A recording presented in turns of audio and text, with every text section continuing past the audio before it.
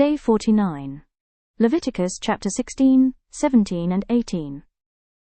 The whispers of the day are all centered on when God cleanses, confronts and calls us higher. Let's begin with a scene on the Day of Atonement.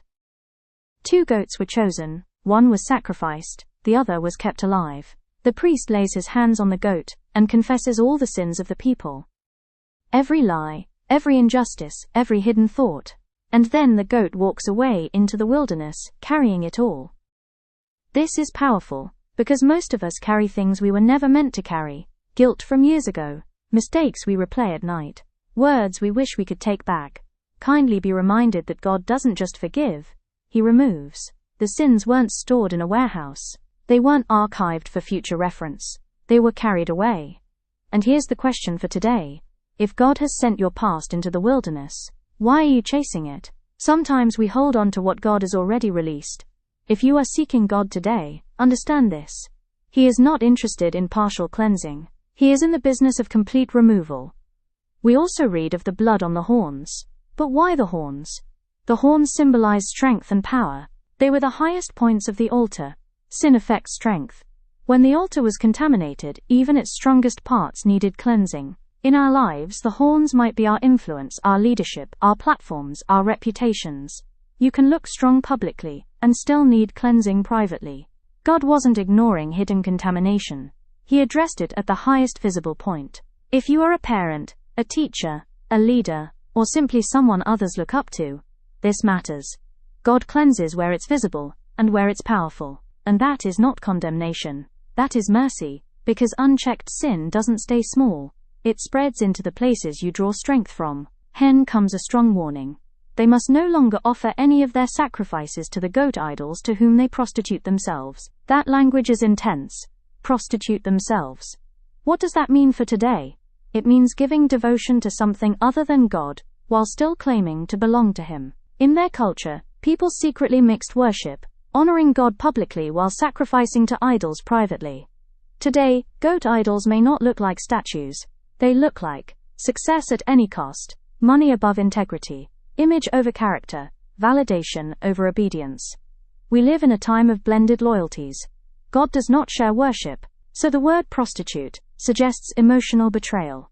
This isn't about rules, it's about relationship. If you are seeking God, ask gently, is there anything I am giving devotion to that competes with Him? Because divided worship leads to divided hearts, and divided hearts cannot rest. This other whisper was not random dietary advice. God was teaching them something profound. Life is sacred. Blood represented life itself. In a culture where violence was common, this law reinforced that life does not belong to humans to manipulate casually. Fast forward to today.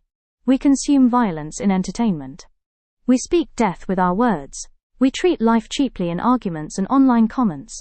Today we are reminded that life is not ordinary.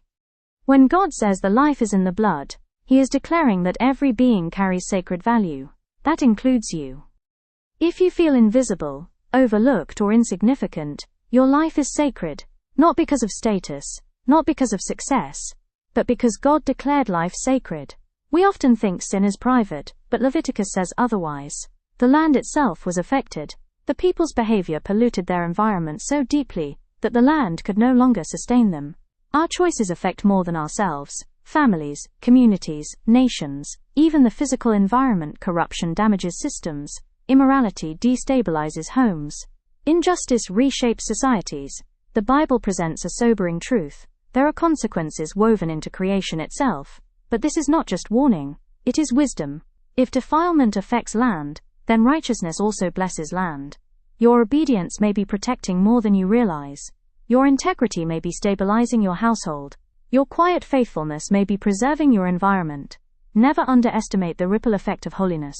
Do not take your wife's sister as a rival wife and have sexual relations with her while your wife is living.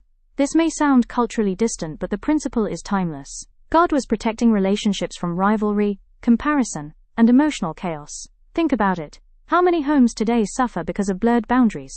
Emotional affairs, inappropriate closeness, comparison between siblings, competition within marriages. The instruction protects dignity. It prevents rivalry from entering sacred spaces. We know from Scripture that Jacob married sisters Rachel and Leah, and it produced lifelong rivalry, jealousy, and pain. God's boundaries are not restrictions to limit joy, they are guardrails to protect peace. If you are seeking God, ask yourself, are there relational boundaries I need to reinforce? Because peace rarely survives where boundaries are ignored. Today's whispers may seem intense, but here is the heart of it. God wanted a people who were cleansed from guilt, free from hidden idols, respectful of life, careful with relationships, a blessing to their land. This is not about ancient rituals, it is about alignment. God was shaping a community that would reflect Him. And here is the encouragement.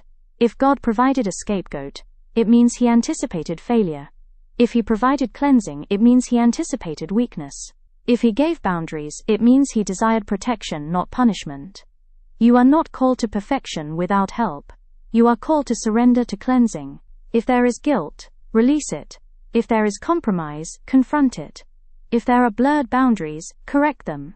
If there is hidden idol worship, remove it. Leviticus teaches us something many overlook. Holiness is not about restriction. It is about restoration. God removes what contaminates. He restores what strengthens. He protects what is sacred.